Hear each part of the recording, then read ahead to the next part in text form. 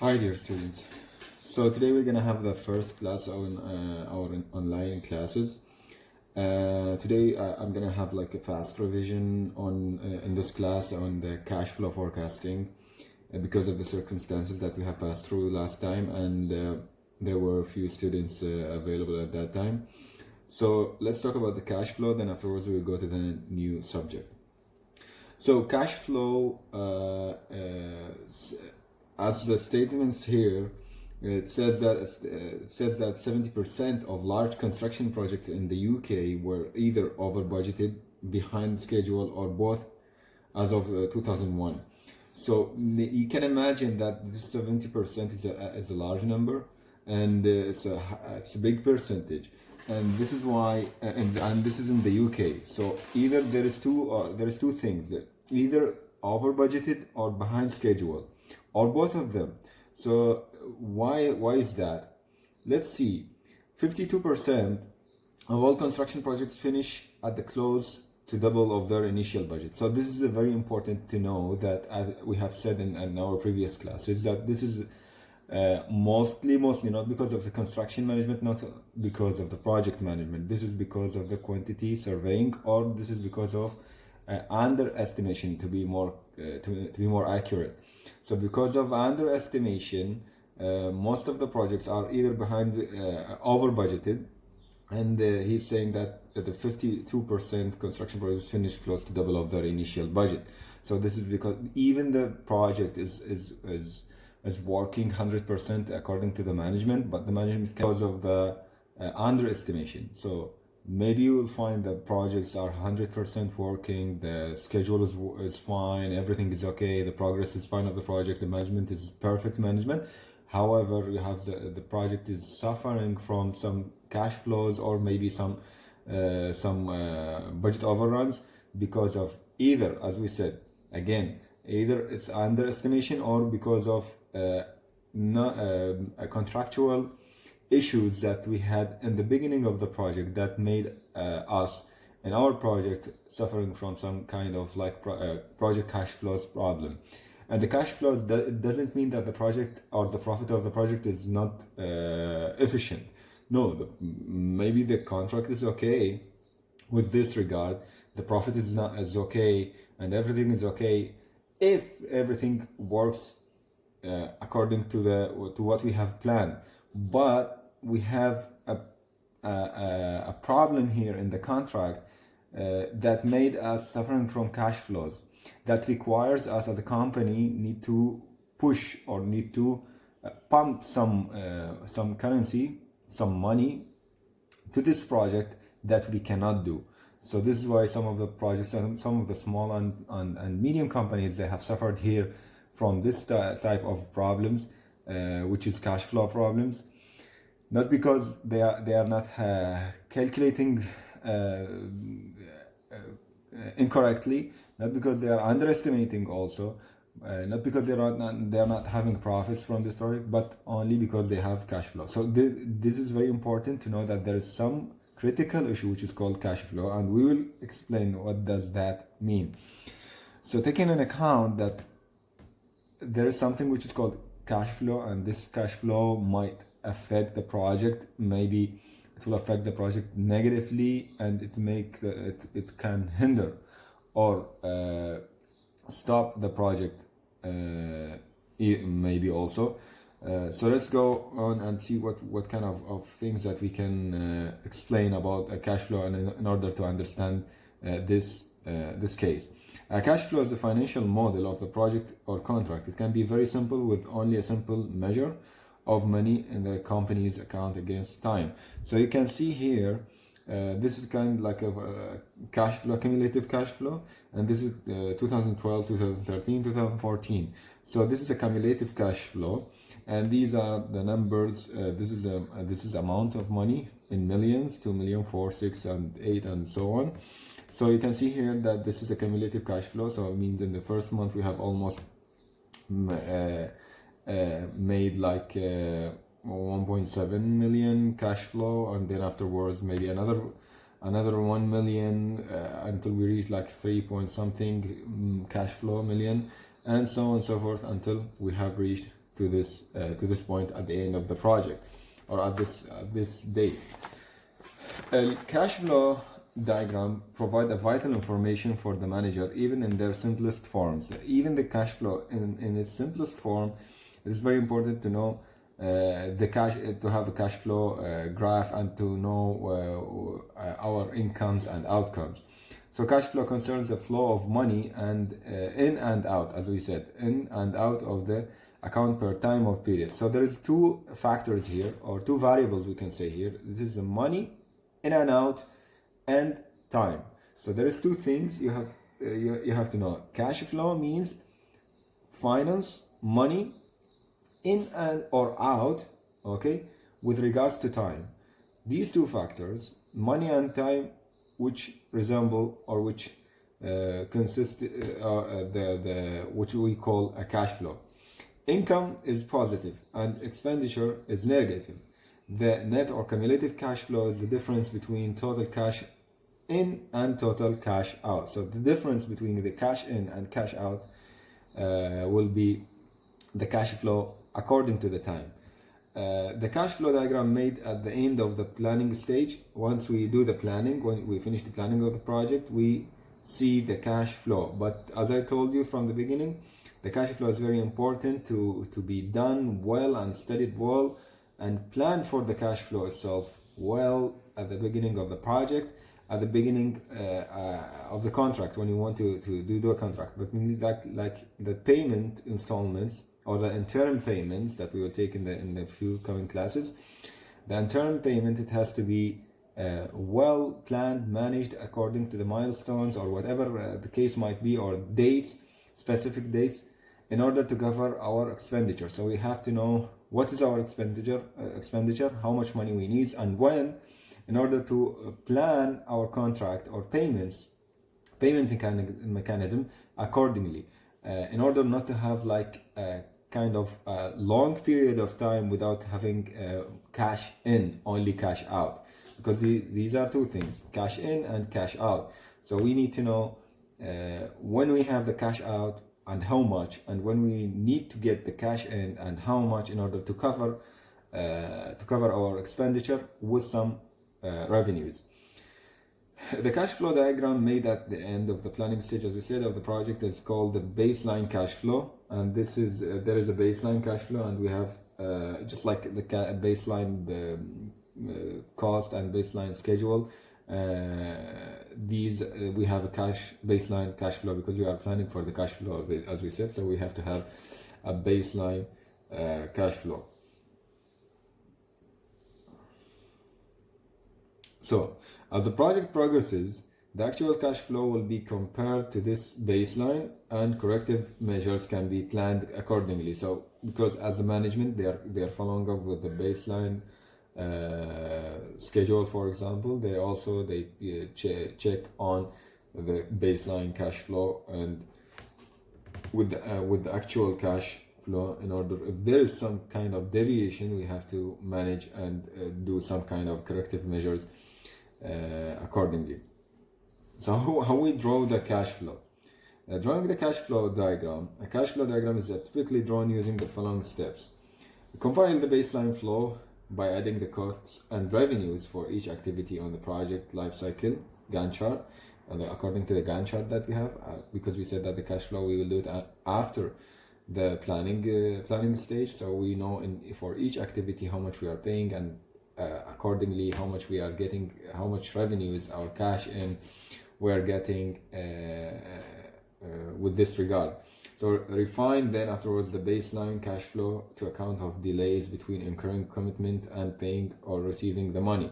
You have a commitment in your project. You have to pay like the salaries for the manpower that you have. You have to pay for the rental of the equipment. You have to pay for the, like, maybe you have rented some stores, some planets. You are buying some materials, procurement, subcontractors, and all these things. So these are commitments for your company, maybe installments and all these things. So you have commitments, and it has days. So you have to plan for this one. and when you have to pay. For example, the salaries, it has to be paid monthly basis. And if you have a problem, or if you want to plan for the cash flow, you can do like something like planning for the commitments. For example, if you want to hire equipments or planners, you can say, you can deal with them, with the procurers or the vendors. You can deal with them and tell them that I can pay you like for example every three months.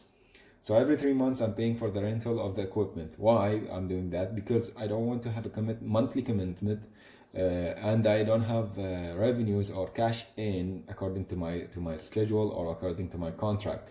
So I have to plan between, or have to balance between the cash in and cash out. So accordingly, I'm dealing with people like with the other parties who are working with me in this project, that my financial commitment with them will be like this, like that, according to this schedule. And this comes from studying my cash in. Calculate the resulting cost and benefits together with the investment required. Calculate the resulting cost and benefits together with the investment required, and consider the implications of risks. And also you have to take in account, it's very important that there might be some kind of risks in the projects, and some contingencies you have to keep, and you have to cope with these risks once they occur. And this is why also maybe you need to cover all these things with your cash in, which means also the cash flow will be affected accordingly.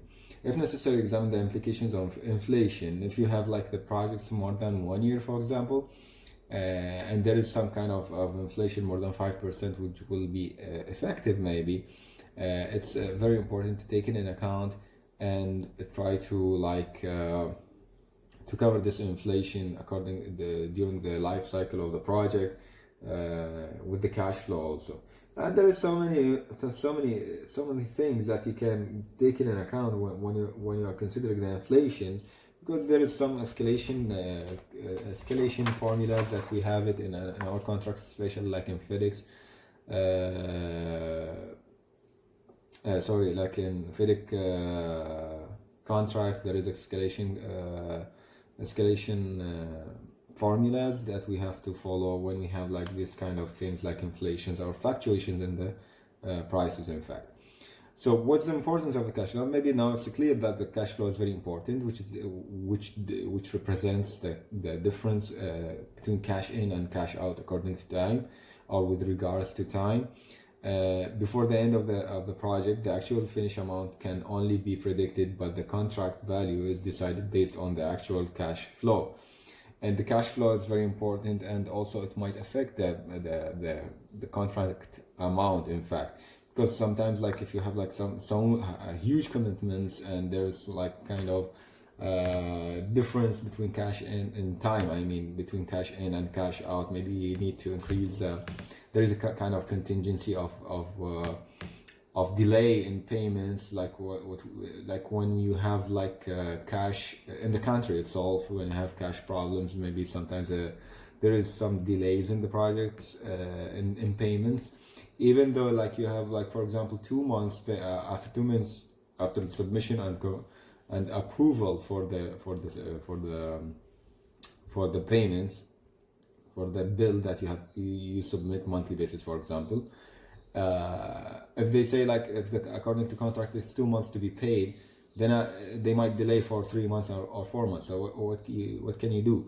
This is why in this case, in this kind of situation that the country pass through, or some companies pass through, that you have to take into account, as we said, the contingency, the risks that you might have. This is why maybe you need to raise a little bit the contract amount in order to cover with these interim payments, to cover these kind of risks.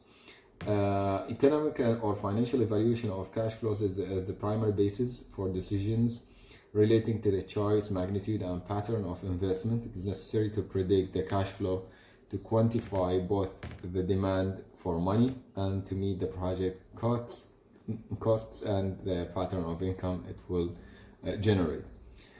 So now we have known what does this mean, what does the cash flow mean, and what we need to do in our contract and according to the money, the amount of the contract, and how can we plan for the cash flow, and what are the effects of the cash flow on the project itself. But what are the things that affects or impact the cash flow? So cash flow sensitivities we have here in a contract may be sensitive to the following. The type of payment mechanism is very important, as we said. And for example, let's take an example for this one, as I said, that if you like have a contract like you can submit a bill for intern payments monthly basis, for example, you have to submit a bill. So until you get this payment certificate, your bill to be approved, you get the payment certificate. According to the contract, you have 2 months to wait until they pay to pay you this certificate. So payment mechanism, like if you are paying every month, if you are expecting to get paid every 2 months, for example, and you have to take into account, like for example, at the first start or the commencement of the project, that you have 1 month extra because the 1 month to work, then afterwards submitting the payment certificate, even if we neglect the time that it might take for approvals, you need at least 3 to 4 months at the early start of the project or the commencement of the project to wait without even any money to come to your account. So payment mechanism, in this way, you are managing your cash flow, you are managing your cash in according to the payment mechanism. Some of the projects, like you have payment according to a milestone. So for example, if you have a milestone, which is like, for example, construction of columns, you will get the first payment after construction of columns of the ground floor. So you have to according to the plan, because we said the cash flow, it should be after the planning stage. So according to the plan, I will not reach to this milestone, I will not reach to this stage, which is completion of the construction of the columns of the ground floor, until after, like for example, 6 months, for example, or 5 months, because I have excavation before that, I have backfilling, footing, plinth beam, floor, slab on grade, then afterwards the columns, and so on and so forth. All these things and all the requirements, I need to reach to this stage. I need 6 months to reach to this stage. So this is very important to take into account, that you will not get even 1 real until that date. Until that date, you need to submit all the documents that proves that you have finished this stage and you have reached to this milestone, then to get the payment. So it also will affect the cash flow. The contractual payment characteristics imposed by the contract, including mobilization fees and retentions, because sometimes for the retention, for the mobilization, you need to pay for the mobilization. Do you get advance payment or not? This is number one. Are you getting something for the mobilization? Some of the contracts, they pay you for the mobilization, a separate amount for the mobilization itself. So this is also will impact the cash flow. The delay between incurring cost and paying the bills, as we said, like for example, paying the bills for the vendors, paying the bills for the suppliers, subcontractors, salaries, for the manpower that you have, and also for the rental of the equipment, planets, and all these things. This is very important. And disruption, which is just like disturbance of the work plan, because maybe sometimes you have some problems in your projects and there's some disruption in the project, it's not going well as it is planned. So this is also will affect the cash flow, because either if, for example, if you are planning to complete the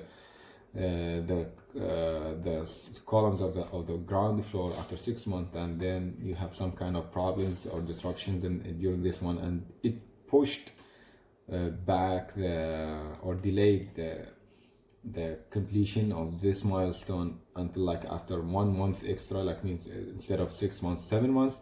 This also will have a problem or will have an impact on the cash flow.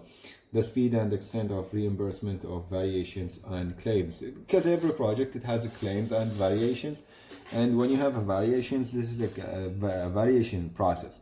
and it takes time, and it has to have like approvals and everything, and especially if the variations for includes some items which is not mentioned already in the contract itself. So it needs to have like addenda or so appendix or another new contract for it to be added and to be approved and all these things. So this will also might be for the contractor, it will be more expenditure without income, and maybe even delay income until you get these you get this cash in, and this also impacts the cash flow. So what are the advantages of the cash flow? It's very advantageous. It's important, the cash flow, and let's see what kind of things that we have here in the advantages. The proper cash flow analysis and management leads to the following benefits: ability to maintain adequate cash reserves to cover risks, better management of credit and loans, and it's very important to have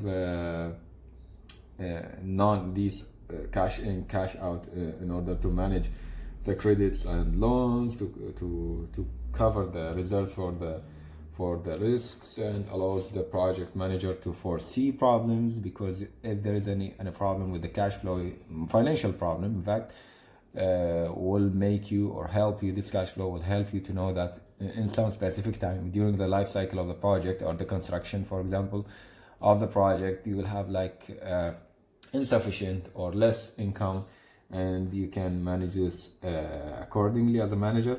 Avoid the interruptions in construction activities, because you can foresee the problems, and this way you can accordingly react or not react. You need to be proactive and act before the problems that might happen that you have foreseen already. And there are some disadvantages for the cash flow. So what kind of disadvantages of that we have? The predictions may be based on incomplete data or incorrect data that might mislead or to wrong decisions, which may cause the project to fail. As we said in the beginning, the cash flow, if you have a problem in the cash flow itself, only the cash flow, it might lead to the fail or termination of the project. It might lead even to, for the small and medium companies, to be closed or finished, and I have seen this myself. So cash flow is very important. Even the contract is nice, you don't need to rely on the contract. You don't need to rely that you have, like, for example, 15, 20, 25% of profits, because maybe you cannot reach to that point to get these revenues or profits because of the cash flow problem. You cannot cover the project yourself. And the cash flow analysis depends on the accuracy of the other tools used to estimate the data, and the errors caused might be multiplied. So this is very important to know. And cash flow is very important. That means the advantages of the cash flow outweighs the disadvantages of the cash flow. So when we are studying the cash flow, we have something which is called the S-curve, and this name is coming from the shape of the curve of this graph of the cash flow. Most of the projects, or you can say all the projects, and when we do the cash flow, we have some curve just looks like this, like the S. Here you can see it's just like the S. So this is why they call it S curve, because of the shape. And S curve is obtained by plotting the total expenditure in the project or the total man hours spent against the time. So we have time and we have direct and indirect costs. So how much we spend for this project, it will show you, or it will make some curve just looks like a curve. And you can see here, this is early start, this is late start, and this is the average of the expenditure. This is the average of the S curve. And you can see here that we have in this project, if you can see in your handouts, maybe it will be more clear for you, that the actual cash flow is coming like this. So we can see the dotted line, which is the average. At the beginning of the project, we are below the average. So all this area between the dotted line and this line will be like that means the cash in is lower or less than the expected average for the cash in our plan. So that means we have problems here. this much of amount of money, we have a problem or difference between the cash or the expenditure. Okay, here. So this is why you can see that we are paying so much, okay, and we are more than that we have expected. Okay.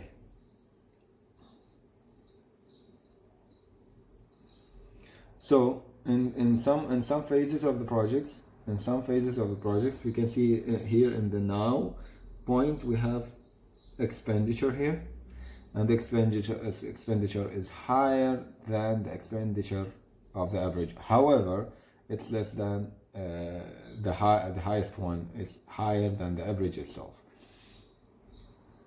So S-curve examines the progress of the project and forecast expenditure in terms of man hours or money. This is compared with the actual expenditure as the project progresses, or the value of the work done. So we can see here also this is the actual, this is the planned and this is the actual. And how we can differentiate between this is because there is no key here, and this is actual, this is the planned and this is the actual. And we can see here that we are at this point, for example, which is today's point, let's say, for instance, and we are paying less than that we have supposed to spend. Okay, we are spending less than that we are supposed to spend, and here we are paying much more than we are spending. Because why? Because this is the S-curve. S-curve shows it's not cash flow curve, it's S-curve. It forecasts the expenditure of the project. So the form of the S-curve is determined by the start date and the end date and the manner in which the value of the work done is assessed. Once a consistent approach has been established and the historical data analyzed, there are three significant variables that need analyzing. So when you do the cash flow, there are three variables. It's very important to have studied these three variables. The three variables are time, money, and shape of the S-curve. This is the time, this is the money, and this is the shape of the S-curve. And you need to know the shape of the S-curve because you need to show to know that how much money you are getting or the spending at this point of the project. So for example here, you can see that the project is having like less expenditure and coming up like this steeply up. It's ramping up in the middle of the project, then afterwards it will start to flatten. So flat, almost flat in the beginning, almost flat at the end, and it's ramping up in the middle of the project. Mostly, let's say like 80% of the project is ramping up the expenditure. Most of the projects it requires from the contractors to be they need to pump money in the projects. Many of the projects. In some specific point in the project, like for example in this point, you need to pump some kind of money sometimes if you are not covering 100% cash flow. So this is why here you are expecting to have low expenditure, then afterwards it's ramping up. So you need to study the study the S-curve, because it's very important to know how much you are spending at the beginning, for example, of the project, how much you're spending here, how much you're spending there at the end of the project, and so on and so forth.